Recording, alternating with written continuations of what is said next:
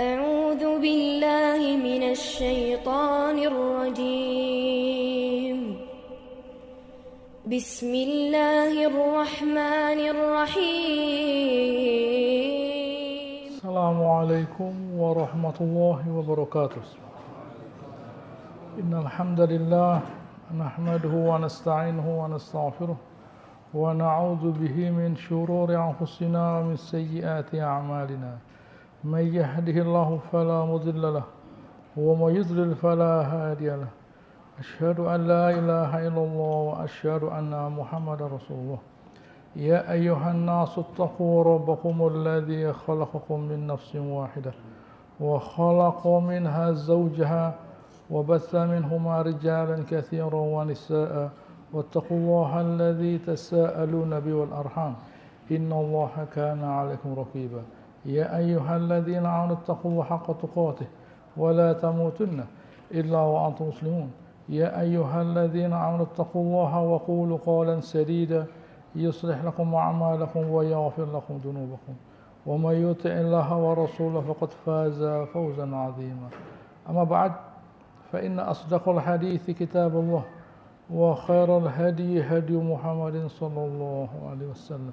شر الأمور محدثاتها وكل محدثة بدعة وكل بدعة ضلالة. Alhamdulillah, segala puji bagi Allah Subhanahu wa taala yang telah menurunkan kitabnya, di mana Allah Subhanahu wa taala dalam Al-Qur'an menjelaskan kepada kita apa yang penting patut kita ketahui, kita fahami, agar jangan sampai kita itu disesatkan oleh dosa-dosa kita. Sebagaimana yang sudah kita baca pada pertemuan sebelumnya, pada ayat 170, farihina bima atahum min fadli. Nah, mereka itu berbahagia atas nikmat yang Allah Ta'ala karuniakan kepada mereka. Berupa apa? Berupa nikmat surga. Wa yastabshiruna billadzina lam yalhaqu bihim min khalfihim. Dan mereka itu memberikan berita gembira kepada orang, kepada orang yang di belakang mereka yang tidak ikut perang. Alla khaufun alaihim walahum yahzanun. Jangan takut. Jangan takut dan jangan khawatir. Di sini Ibnu Katsir membawa beberapa riwayat yang patut kita ketahui. Baik. Di mana Rasulullah SAW, Sa'id bin Jubair berkata, saat mereka itu masuk surga dan mereka itu melihat bagaimana para syuhada itu dimuliakan Allah Ta'ala, lalu mereka berkata, ya laita ikhwanana, kalau sekiranya saudara-saudara kita itu yang masih berada di dunia mengetahui apa yang kami rasakan sekarang, di mana mereka itu andaikan tahu, mereka itu akan kepingin mati membela Allah Subhanahu wa taala. Lalu mereka mati syahid. Gitu.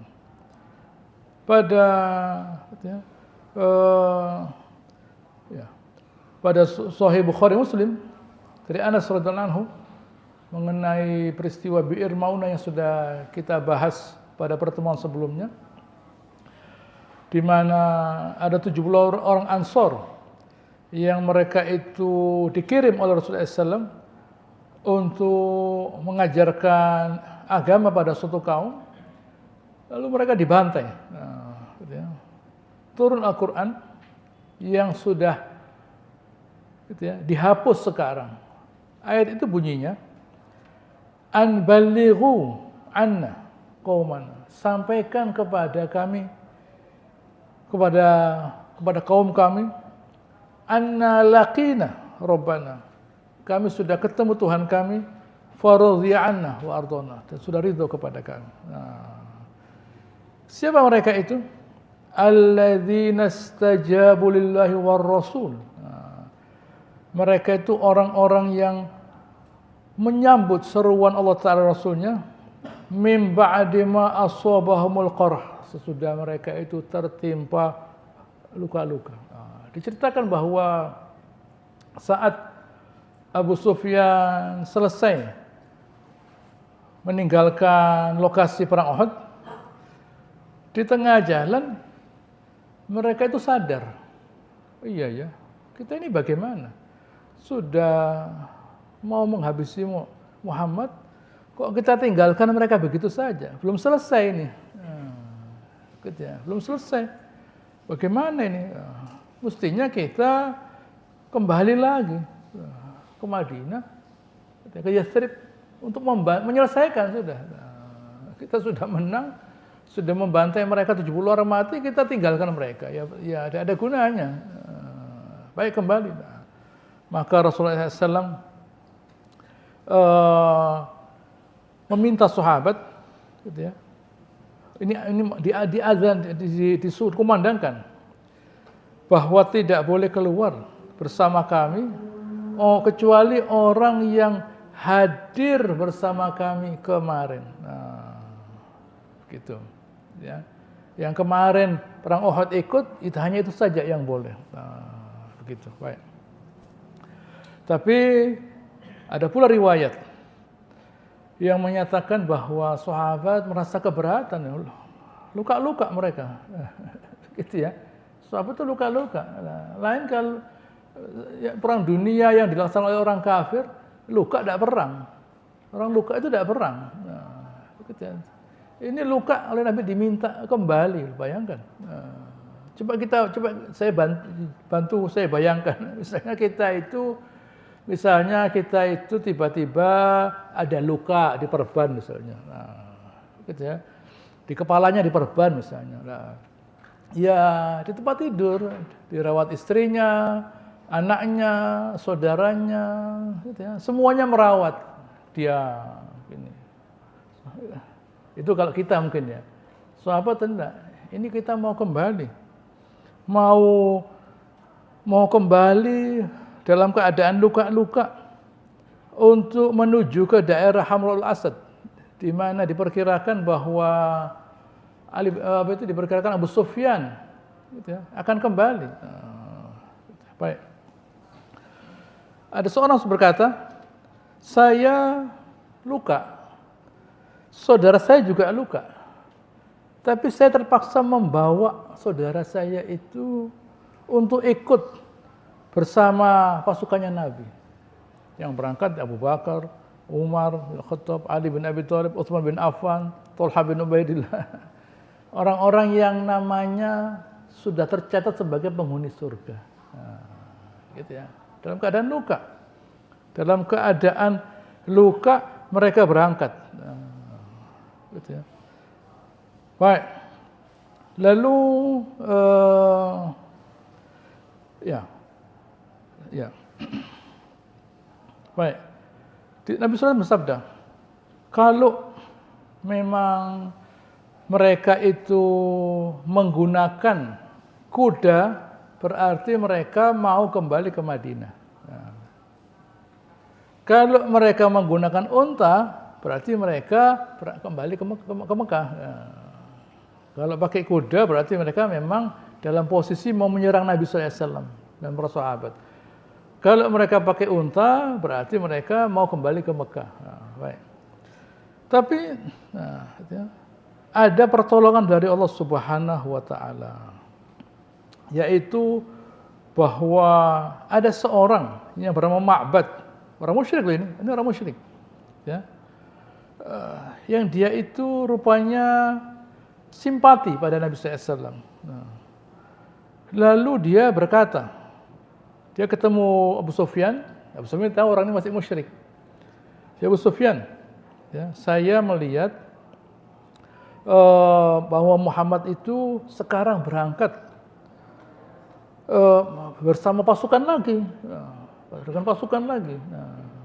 Kan padahal Nabi hanya membawa 70 orang. Nabi hanya membawa 70 orang, bukan 700 orang, 70 orang. Menghadapi ya kira-kira 3.000 orang perang Uhud. Nabi hanya membawa 70 orang, tapi 70 orang sama dengan 70 batalion ini. Atau 70 divisi mungkin. 70 orang sahabat itu nilainya sama dengan 70 juta orang mungkin.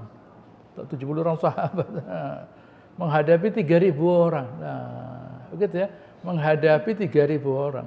Bayangkan. Dalam keadaan luka-luka. Coba bayangkan nanti, kalau sekarang belum bisa membayangkan, nanti di rumah tolong dibayangkan lagi. Iya ya, bagaimana ya kalau kita Nabi SAW gitu ya, diajak perang, luka, besoknya diajak kembali lagi. Begitu ya, apa ndak ceramah kita gitu ya. Para sahabat bukan serta-merta dengan mudahnya. Ada riwayat mengatakan bahwa kalau tidak ada yang berangkat, kata Rasulullah SAW, saya akan berangkat sendiri. Gitu ya. Kata Rasulullah SAW, kalau tidak ada yang berangkat, saya akan berangkat sendiri. Ya sahabat tidak sepenuhnya salah. Mereka dalam keadaan luka. Tidak sepenuhnya salah, mereka luka. Gitu ya. Tapi inilah Islam, inilah perjuangan. Gitu. Allah Ta'ala memang membuat mereka itu seperti itu, supaya menjadi pelajaran buat kita yang sudah merasa sempurna barangkali.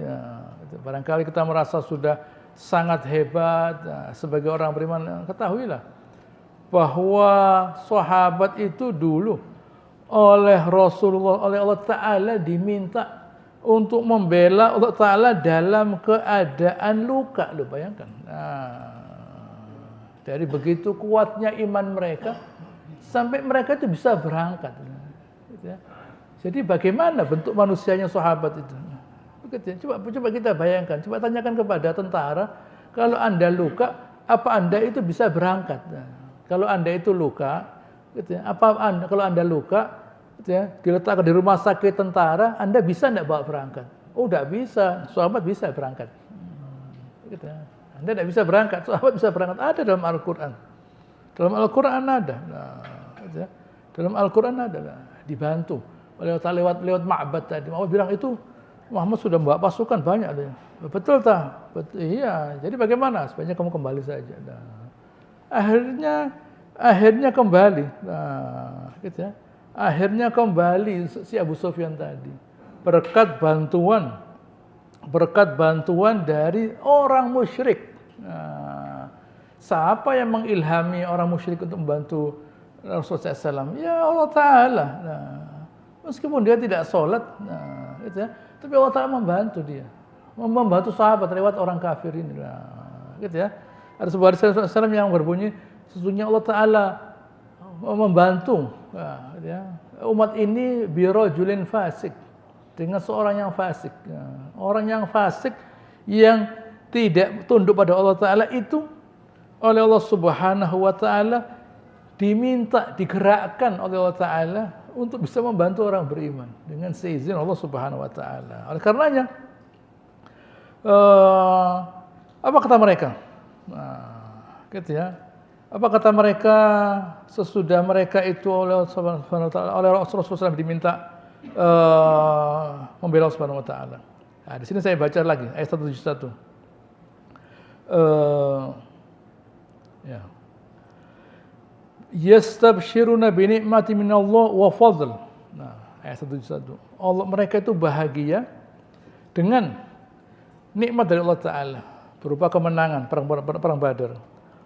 Wa fadl. Nah, dan fadilah berupa mereka kemudian bisa berdagang di Badar tadi, karena itu setahun sekali. Wa annallaha la yudhi'u ajral mu'min. Allah tidak meremehkan pahalanya orang beriman.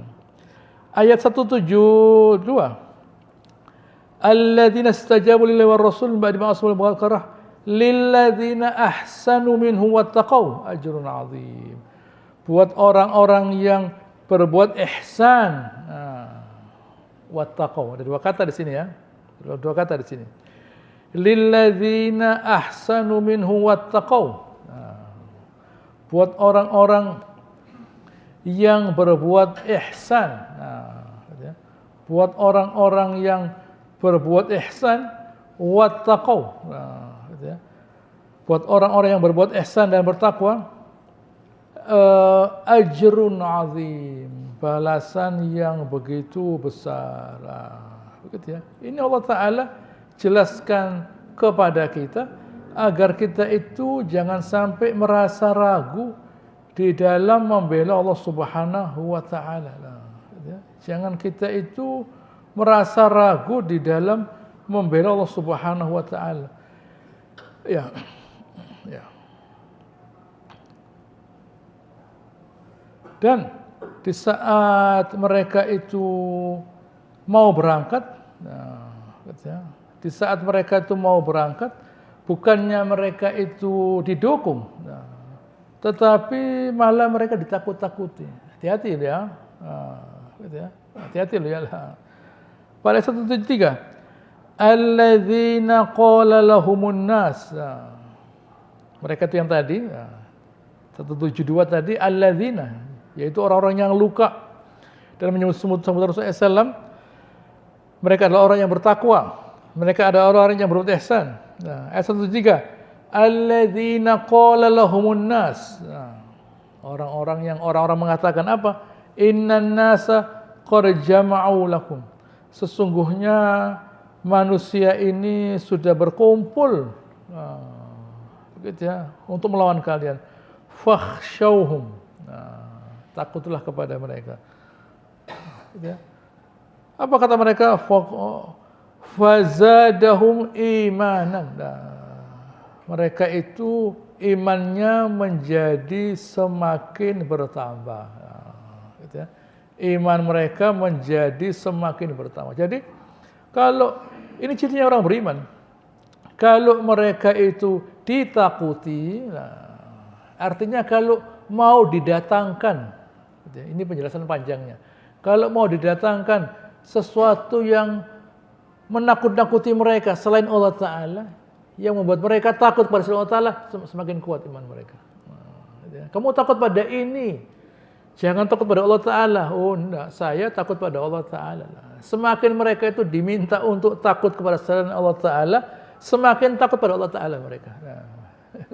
Semakin mereka itu diminta untuk yakin pada selain Allah Ta'ala, semakin yakin pada Allah Ta'ala. Semakin mereka itu diminta untuk yakin pada selain Allah Ta'ala, mereka semakin yakin pada Allah Ta'ala. Kenapa? Karena hanya Allah Subhanahu, dalam ilmu mereka, dalam ilmunya orang beriman, hanya Allah Ta'ala yang maha kuasa, yang maha mampu. Apa kata mereka? Hasbunallahu wa ni'mal wakil. Hasbunallah. Cukup Allah Subhanahu wa Ta'ala.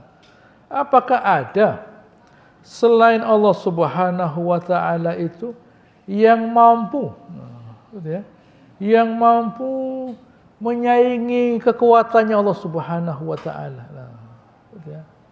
yang mampu menyaingi kekuatan Subhanahu wa Ta'ala.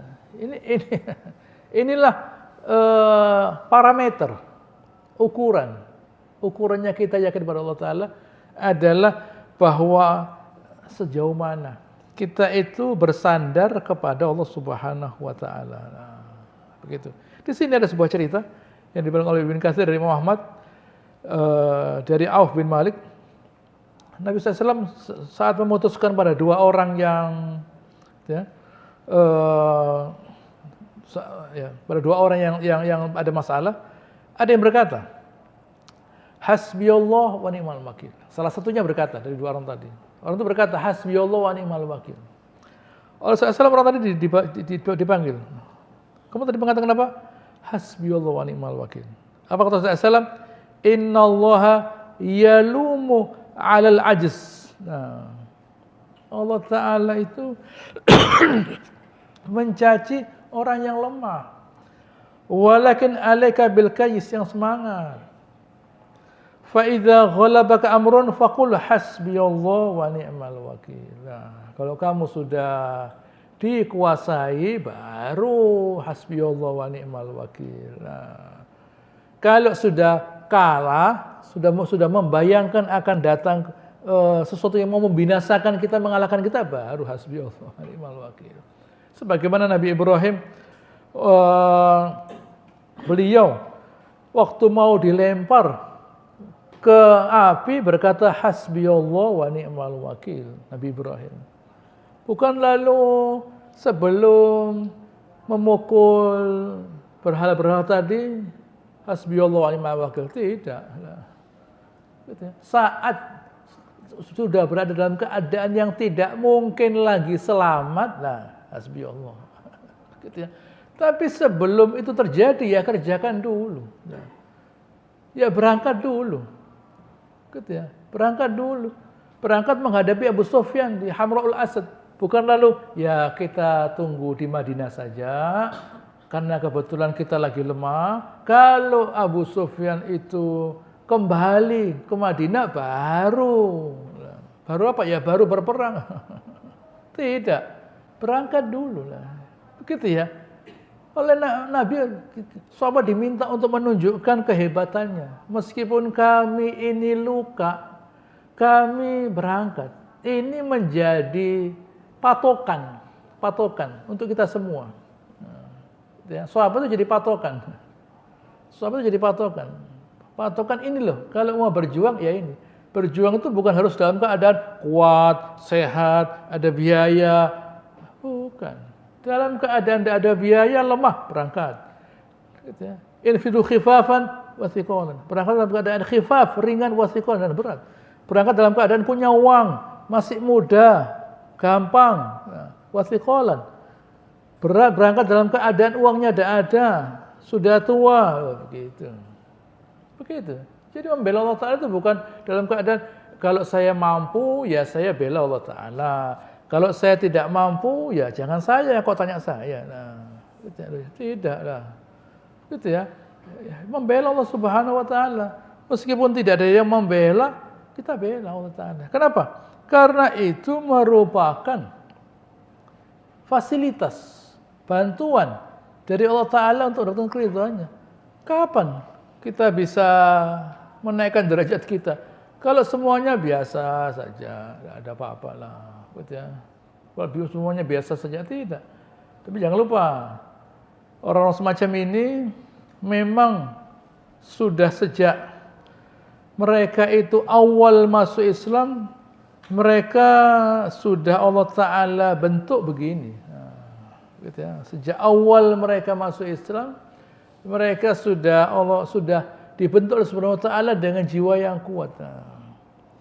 Jadi yang harus kita kerjakan itu menyiapkan jiwa kita. Perang itu bukan saya mau menyiapkan senjata sebanyak mungkin. Oh, tidak bisa, kalah.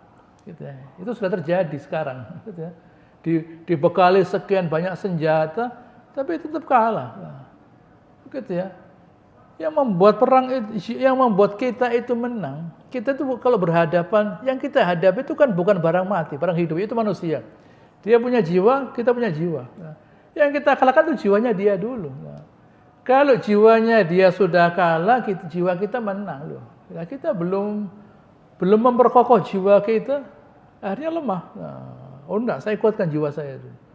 Setelah itu nanti baru ya seharusnya ada senjata ini, ada inilah. Gitu. Kalau jiwanya tidak dikokohkan, tidak bisa.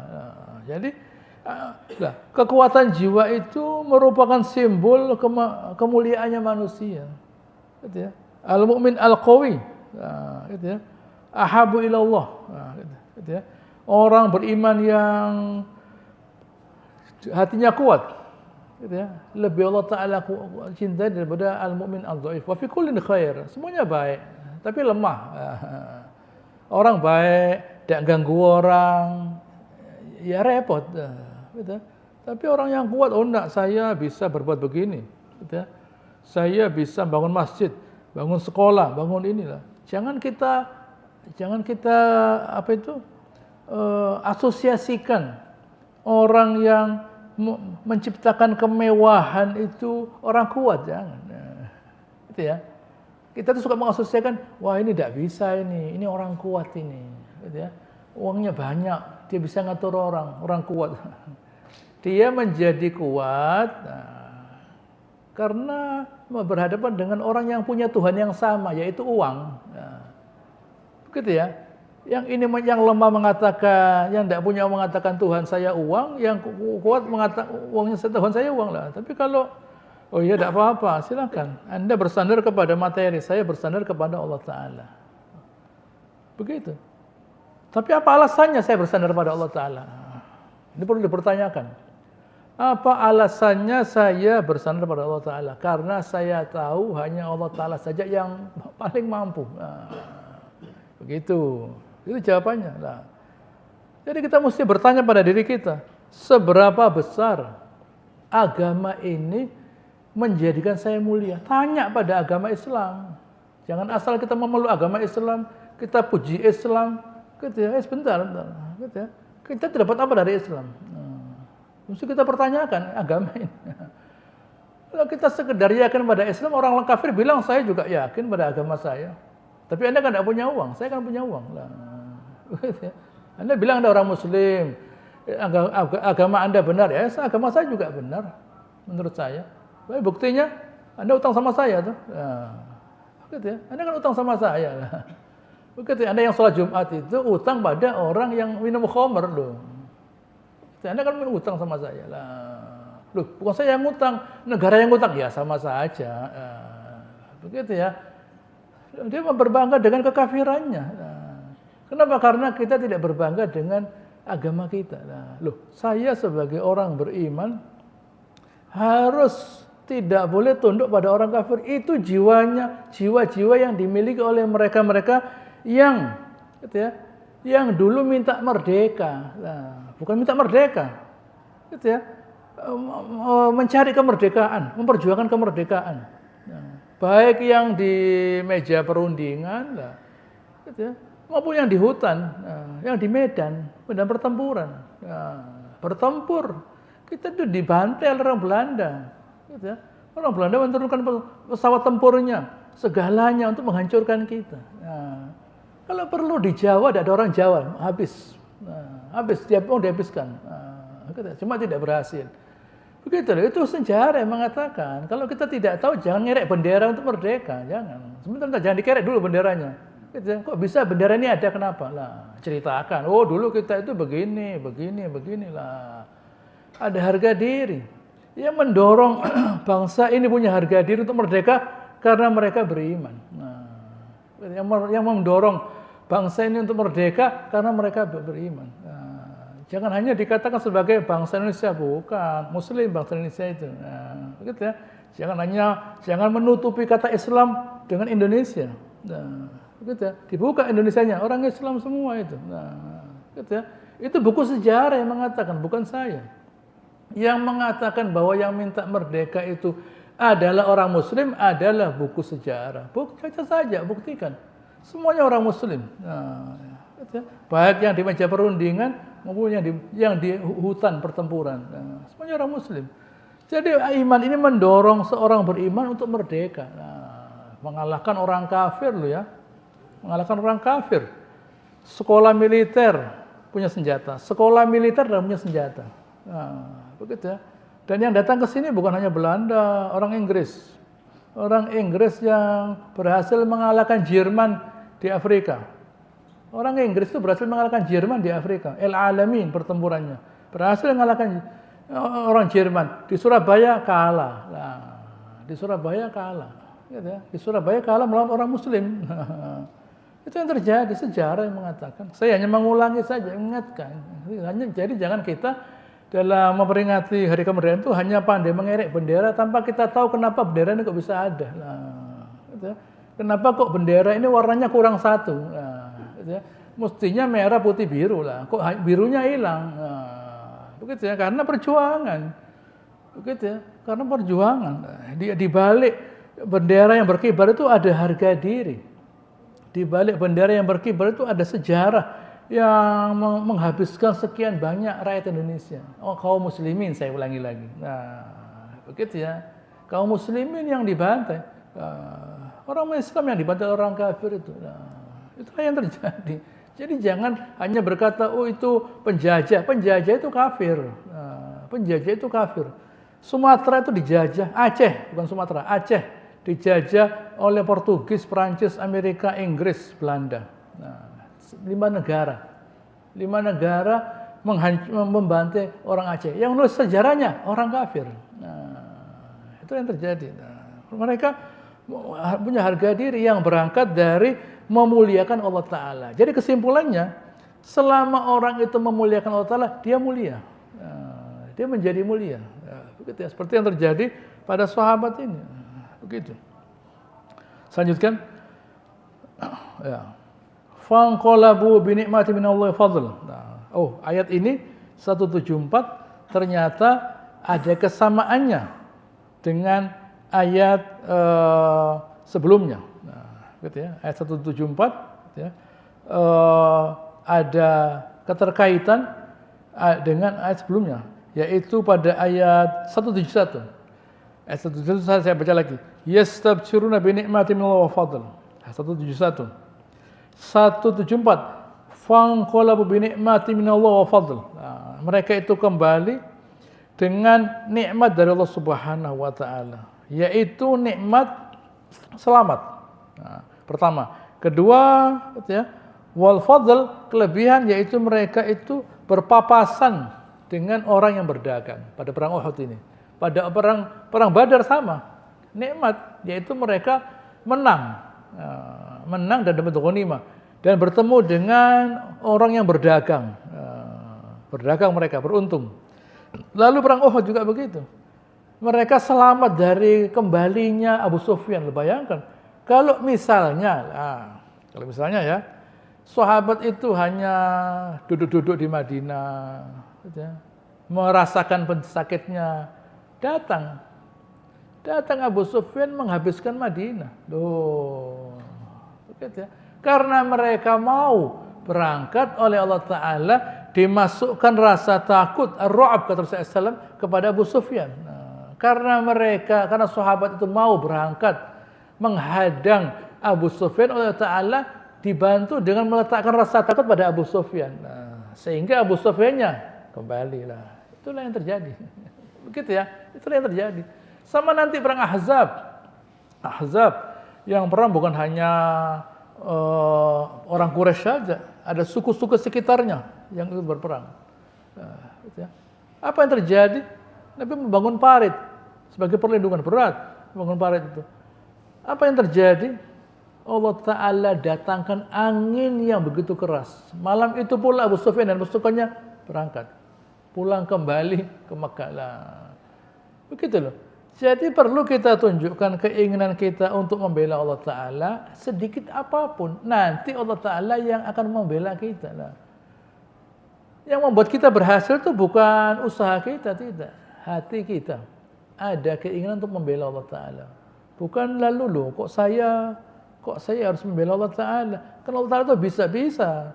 Tapi kalau hati kita itu tidak ada keinginan tidak ada keinginan membela Allah Ta'ala, artinya tidak merasa mulia membela Allah Ta'ala apa kira-kira misalnya gitu ya, misalnya kalau misalnya dia ditelepon oleh guru di sekolahnya, Pak, ini anaknya tidak bisa pulang, Pak, ya suruh pulang sendiri. Katanya anaknya itu bukan bapak saya itu, gitu ya. Salah telepon rupanya begitu ya. Kalau bapak saya datang, itu bukan bapak saya itu. Begitu ya, itu bukan bapak saya. Kalau bapak saya datang jemput anaknya, bukannya suruh pulang sendiri, enggak. Datang dia jemput anaknya. Lah ini bela Allah Ta'ala. Ya, udah tahu. Bukan urusan saya. Jangan. Begitu ya. Kita usahakan sedikit apapun membela Allah Ta'ala, jangan sama sekali. Saya ulangi lagi berkali-kali. Kalau kita itu meninggalkan suatu tanggung jawab sekecil apapun, tanggung jawab itu tidak akan hilang, pasti akan kembali. Kalau hari ini kita tidak mencuci pakaian kita, besok kita cuci. Sekarang kita tidak mencuci piring kita, besok kita cuci. Begitu ya. Bukan lalu ya nanti itu kapanpun ditunda, tetap kita kerjakan. Saat kita mampu untuk memuliakan diri kita dan kesempatan itu tidak kita gunakan, kesempatan itu tidak akan kembali memuliakan kita. Khamsan qabla khamsin. Muda sebelum tua, sehat sebelum sakit. Gitu ya. kaya sebelum miskin. Nah, begitu ya. Ada kesempatan sebelum sibuk dan mati, hidup sebelum mati. Nah, kalau kesempatan itu tidak kita gunakan, tidak akan kembali kesempatan tadi. Kalau ada kesempatan buat kita mulia, kita sia-siakan, tidak akan kembali. Nah, begitu ya. Kalau kita waktu muda tidak mau cari ilmu, nah, nanti di waktu tua kita butuh dengan ilmu, ya terpaksa mesti belajar, tapi berat. Tidak seperti waktu masih muda belajarnya. Gitu ya. Kalau kita itu waktu sudah tua mau ibadah, karena belum ibadah kurang berat. Dan seperti waktu masih muda. Nah, gitu ya. Kalau kita mau ibadah waktu kita sakit, bisa tapi berat. Dan seperti waktu kita masih sehat. Nah, gitu ya. Kalau sudah sibuk mau ibadah tidak bisa. Disempat-sempatkan, tidak seperti waktu luang. Nah, kalau sudah mati ditutup kesempatannya. Nah, waktu masih ada kesempatan kita kerjakan. Karena itu harus kita kerjakan. Kalau dikerjakan waktu kita lemah berat. Nah, waktu masih mampu dikerjakan. Waktu kita masih mampu dikerjakan. Gitu ya. Jangan ditunda, terpaksa kita kerjakan waktu kita dalam keadaan tidak mampu, lemah loh. Begitu. Itulah hidup. Itulah aturan hidup. Nah, hendaknya kita fahami itu semua. Nah, saya ulangi lagi 174. Fanqalabu bi ni'matin minallahi wa fadl. Mereka kembali dengan membawa nikmat dan fadilah, yaitu keselamatan dan rezeki. Lam yamsasum su, tidak terkena musibah, tidak ketemu Abu Sufyan mereka. Wattaba'u ridwanallah, dan mereka itu mencari ridhonya Allah Subhanahu wa taala. Nah, mereka itu semua ini terjadi dalam konteks mencari ridhonya Allah taala. Kenapa? Wallahu dzu fadlin azim. Allah Subhanahu wa taala itu punya fadilah yang besar. Nah, tidak semua orang tahu Allah taala punya fadilah yang besar. Lalu bagaimana ya? Buktinya tidak semua orang mau membela Allah taala. Tidak semua orang mau membela Allah taala. Gitu ya. Apa semua orang bisa seperti sahabat ini? Dalam keadaan luka kembali ke daerah Hamrul Asad mencegat Abu Sufyan? Belum tentu. Nah, semua orang yakin surga itu ada. Nah, gitu ya. Tapi apakah mereka itu mau berkorban untuk itu semua? Belum tentu. Nah, gitu ya. Belum tentu mereka mau berkorban untuk itu semua. Nah, gitu ya. Allah memberitahu bahwa mereka itu berbuat begitu karena mereka itu mencari ridhonya Allah Subhanahu wa taala. Kenapa? Wallahu dzu fadlin azim. Ayat selanjutnya, ayat 175. Innama dzalikumus syaitan yukhawwifu awliya. Itu sebenarnya yang menakut-nakut itu syaitan. Menakuti wali-walinya Allah taala. Orang mau sedekah, buat apa sedekah? Enggak perlu sedekah, buat apa? Nah, gitu ya. Yang ngasih sudah banyak. Kalau tidak ngasih sudah banyak lah. Orang mau bangun masjid buat apa? Lah, sudah banyak masjid ini. Dihalang-halangi. Setiap kali kita berbuat baik pasti ada yang menghalangi. Nah, mau dan itu syaitan. Mau bangun malam. Nah, oleh syaitan dikatakan tidak ada yang bangun malam. Anda tanya orang sak kampung ini, tidak ada yang bangun malam. Nah, gitu ya. Dan Anda buat apa bangun malam? Nah, tidur saja. Nah, gitu. Buat apa? Nah, tidak usah bangun malam lah, tidur dia. Sahabat juga begitu. Waktu mau berangkat ke Mekah, ke Madinah, buat apa? Anda meninggalkan negeri Anda. Nah, meninggalkan istri anak Anda. Nah, berangkat ke Madinah.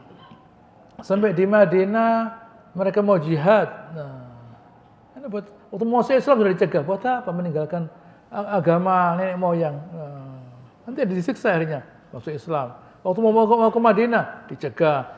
Waktu mereka mau jihad, Anda jihad. Kalau Anda jihad nanti harta Anda dibagi-bagi, istri Anda dikawin orang. Buat apa? Nah, lebih baik Anda ibadah saja, tidak pakai jihad. Nah, berangkat jihad, mereka mati. Nah, begitu mereka mati dalam melihat hasilnya, mereka kepingin memberitahu yang masih hidup. Hendaknya kalian itu jihad membela Allah Taala. Mati dalam keadaan mulia. Mati dalam keadaan mulia. Di sini tidak kelihatan. Nanti kalau sudah mati dalam keadaan mati syahid, baru tahu Bagaimana kemuliaan itu? Nanti di akhirat. Nah, begitu. Baik, selanjutkan. Ayat 176. Wala yahzunkal ladzina yusari'una fil kufri. Ya Rasulullah, kamu tidak usah susah dengan orang-orang yang yusari'un fil kufri. Nah, gitu ya. Yang bersegera di dalam kekafiran. Ya contohnya mereka yang tidak mau menemani Nabi SAW pada perang Uhud. Kembali 300 orang. Innahum la yadurullah syai'a. Mereka itu tidak merugikan Allah Subhanahu wa taala sedikit pun. Yang rugi mereka. Dikasih kesempatan Allah Ta'ala membela Allah Ta'ala, karena Allah Ta'ala mau ngasih pahala, tidak mau. Lalu bagaimana? Islam ini tidak perlu orang Islam. Islam tidak perlu orang Islam. Karena Islam ini Allah Ta'ala. Yang perlu Islam itu orang Islam. Jadi Islam tidak perlu orang Islam. Tidak apa-apa. Tidak beriman, tidak apa-apa. Allah Ta'ala itu mau memuliakan kita. Mau memuliakan kita dengan cara kita diberi agamanya supaya mulia. Kalau tidak mau ya tidak apa-apa. Kenapa begitu? Yuridullahu alla yaj'al hadzan fil akhirah. Karena Allah Ta'ala memang tidak kepingin lah, gitu ya. Allah Ta'ala memang tidak kepingin memberi mereka balasan di akhirat. Walahum azabun azim. Ada azab, bukan lalu tidak ada surga lalu tidak masuk neraka. Tidak ada pilihan lain. Nah, kalau tidak masuk surga, ya masuk neraka lah. Jadi kalau seseorang itu Allah Ta'ala mau dimasukkan surga, diberi amal soleh. Nah, begitu. Kalau seseorang itu Allah Ta'ala mau dimasukkan surga, diberi amal soleh. Nah, diberi keinginan, diberi kemauan untuk beramal soleh. Nah, tidak itu saja. Saking kuatnya keinginannya, meskipun mereka itu dihalang-halangi oleh orang banyak, tetap mereka itu membela Allah Subhanahu wa taala. Kok bisa begitu ya? Karena mereka ada dua hal. Pertama, mereka mau cari ridhonya Allah Ta'ala. Dan yang kedua, mereka merasa bangga, merasa mulia. Nah, contohnya, gampang. Sholat. Kalau seseorang itu sholat mau cari pahala, semangat dia. Dan pada saat yang sama dia merasa mulia. Loh, saya ini dipanggil oleh Allah Ta'ala. Nah, merasa mulia dia. Saya ini dipanggil oleh Allah Ta'ala. Ya sama dengan orang sekolah. Orang cari uang. Gitu ya. Karena dia merasa ini benar. Dia kerjakan. Ini benar kok. Saya merasa bangga. Saya merasa bangga cari ilmu. Sekolah dia. Saya merasa bangga cari uang. Kerja dia. Nah, merasa bangga. Apalagi agama. Nah, Inna Rabbi ala sirati mustaqim. Tuhan saya itu di atas jalan yang lurus. Nah, jadi kita minta kepada Allah Ta'ala, bawalah saya ya Allah. Ihdinas siratal mustaqim, bawalah saya ya Allah kepada jalan yang lurus yang engkau juga di atasnya ya Allah. Nah, Allah Ta'ala itu di atas siratal mustaqim. Kita ikut Allah Ta'ala di atas siratal mustaqim. Nah, di atas siratal mustaqim ini Allah Ta'ala mulia. Yang buat siratal mustaqim ya Allah Ta'ala. Peraturan Allah Ta'ala di atasnya. Nah, kita minta kepada Allah Ta'ala agar kita dibawa sekali di atas siratal mustaqim supaya kita ikut menjadi mulia. Itulah yang bisa saya sampaikan. InsyaAllah bermanfaat. InsyaAllah akan saya lanjutkan pada pertemuan yang akan datang. Allahumma salli ala Muhammad wa ala ali Muhammad kama sallaita ala Ibrahim wa ala ali Ibrahim innaka Hamidum Majid. Wa barik ala Muhammad wa ala ali Muhammad kama barakta ala Ibrahim wa ala ali Ibrahim innaka Hamidum Majid. Subhanakallahumma rabbana wa bihamdika nasyhadu an la ilaha illa anta nastaghfiruka wa natubu ilaik. Wa akhiru da'wana alhamdulillahil alamin. Wassalamu alaikum warahmatullahi wabarakatuh.